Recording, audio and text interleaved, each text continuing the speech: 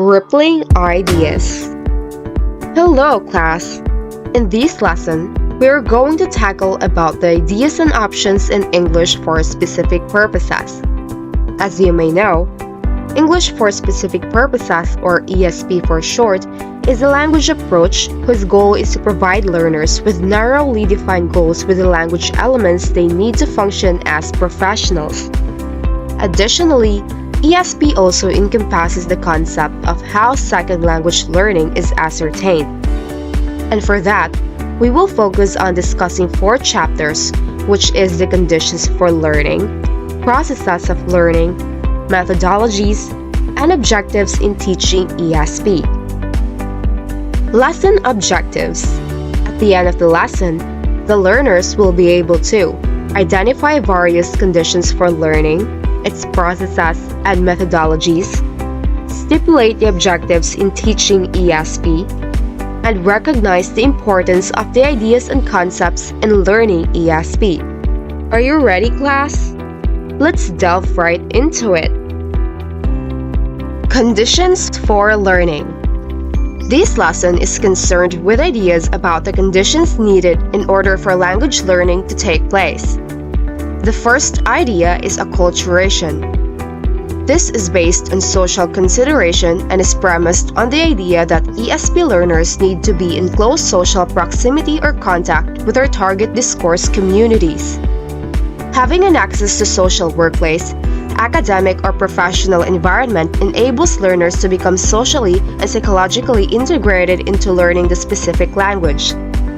According to John Schumann, the degree to which a learner acculturates to the target language group will control the degree to which he acquires the second language. In learning ESP, being acculturated might work best for you as a learner. The second idea is input and interaction. This is based on linguistic consideration, which rests on the argument that provision of sufficient linguistic input and opportunities for interaction are prerequisites for language learning. Stephen Krashen's input hypothesis proposed that learners acquire language by understanding messages that are intelligible to them. They learn by being exposed to sufficient comprehensible input, that is, input that is slightly above their level of immediate comprehension. On the other hand, Richard Schmidt argues that more noticing leads to more learning. What does this mean? This implies that learners need to notice language features in order for an effective language acquisition to occur.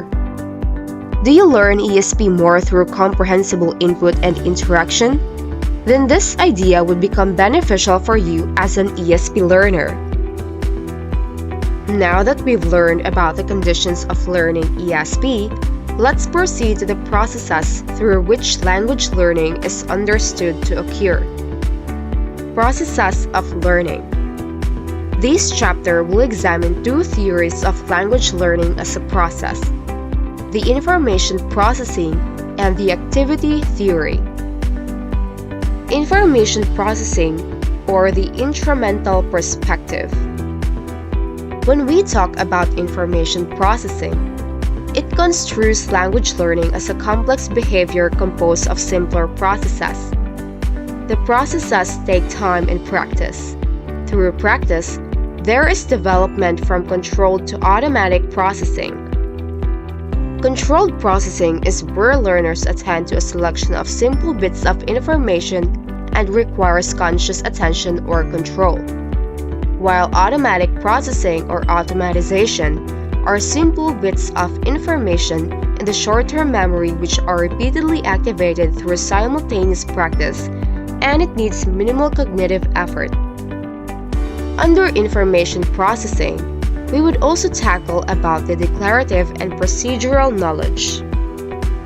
Declarative knowledge is knowledge that. Some people view declarative knowledge as a lower form of knowledge because it involves the memorization of facts and data. Procedural knowledge, or knowledge how, pertains to the ability or steps on how to do something.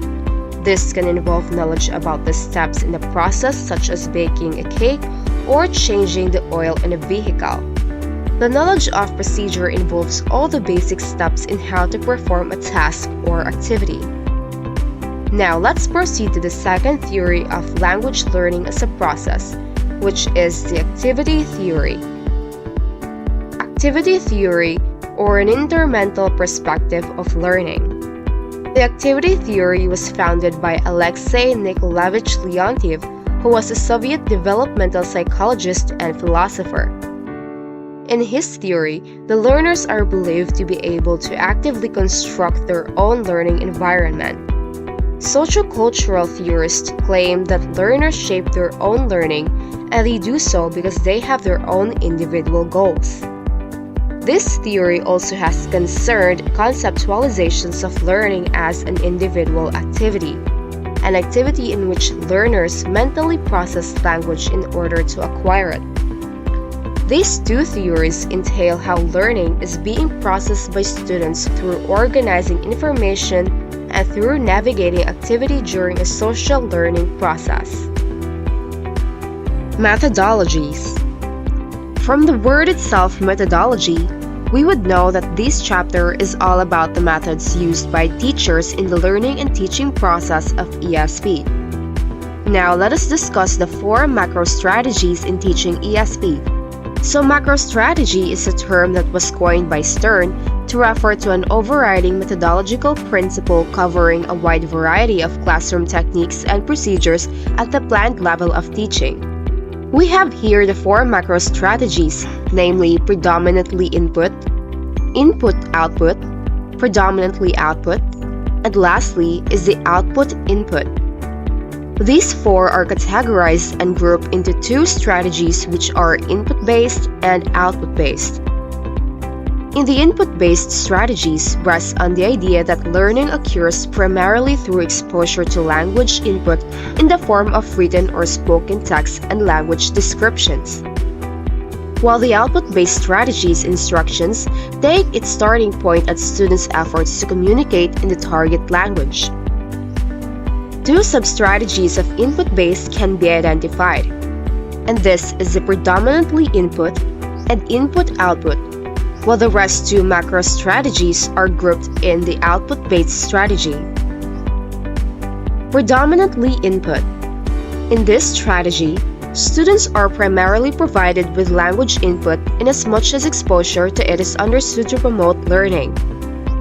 This can be linked to the statement of Krashen on 1982 that learners develop their linguistic abilities in the absence of explicit instruction, meaning students are merely listening or reading, digesting all the informations, but they don't apply or produce anything from those learnings. For example, a teacher provides a story to her students, and she only asks them to read and comprehend it. Second is the input-output. In this strategy, students are provided with input as the basis for production.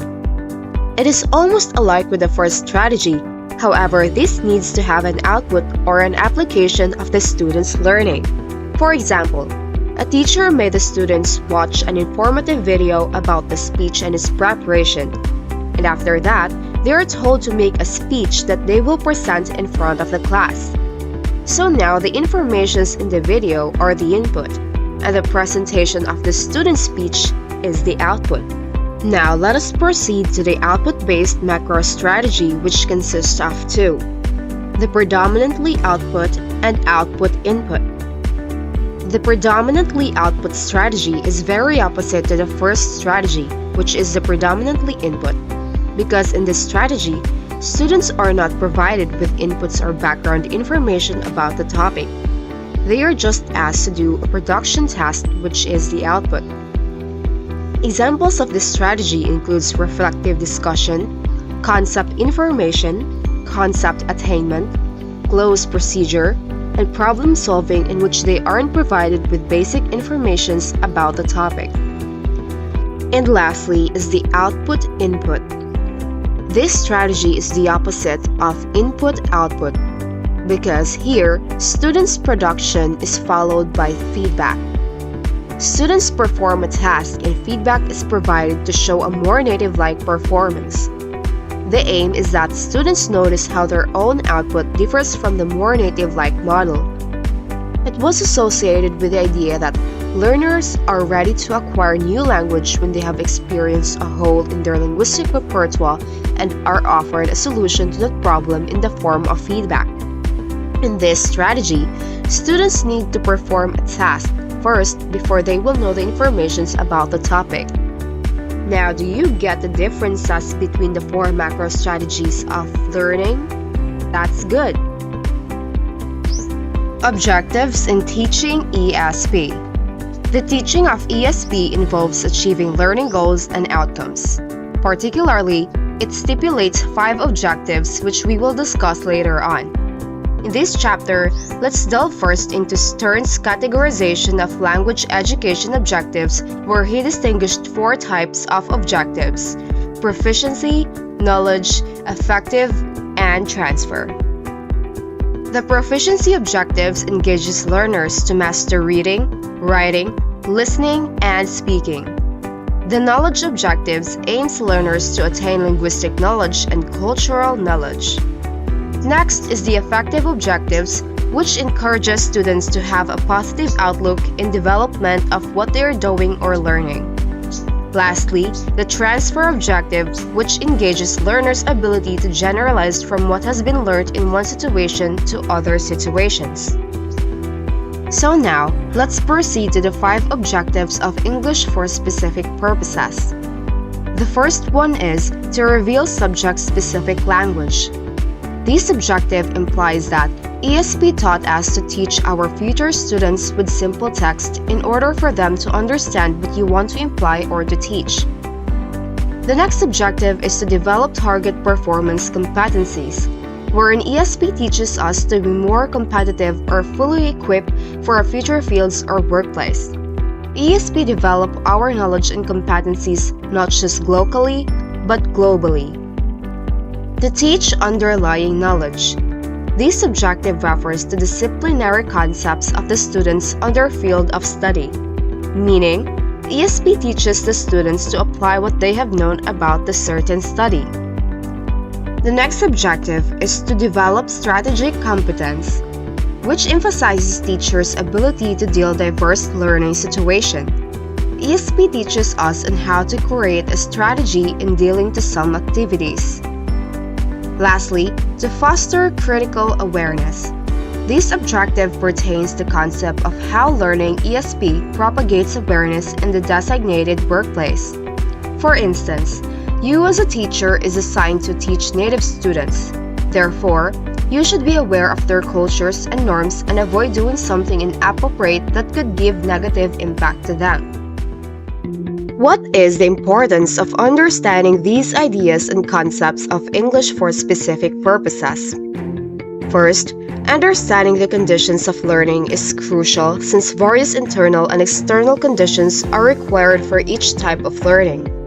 To learn cognitive methods, for instance, students must have the opportunity to practice coming up with creative solutions to difficulties.